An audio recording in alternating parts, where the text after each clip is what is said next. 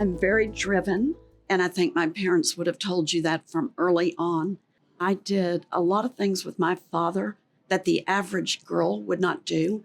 We had a hunting camp in the Everglades, and I was hunting on horseback with a rifle over my shoulder at night with a light on my forehead at 10 years old. So I did boy things with my dad, and then the next day I'd be in a fashion show with my mother. So I always said, because I was an only child, I really played both roles. So I couldn't imagine that I was not going to be able to fly whatever airplane I wanted to fly. I didn't even know there was such a thing as gender discrimination. I only applied to one airline, and it was American. And one of my last jobs that I had before I got interviewed by American was flying freight out of Dallas Love Field, and I lived in Arlington. So that meant I traveled Highway 183 eastbound every day.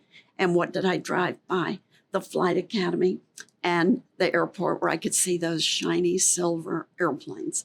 I was convinced that American had the prettiest airplanes, and that's who I wanted to fly for. I didn't apply to anybody else. I just flew practically every airplane. I flew the 727 in all three seats, and it was ultimately the first airplane that I checked out as captain on in 1986. And then I flew the MD-80, the DC-10, 757, 767, and 777. The first airplane that you become a captain on is like your first love, and you never forget that. So I do have a special love affair with that airplane.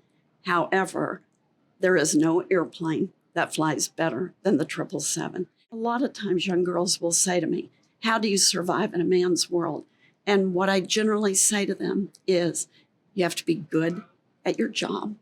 You have to maintain respect and be true to yourself. Don't try to be one of the guys. You're not a guy. You are a girl. And I always said, I'm a girl first. I just happen to be a girl pilot.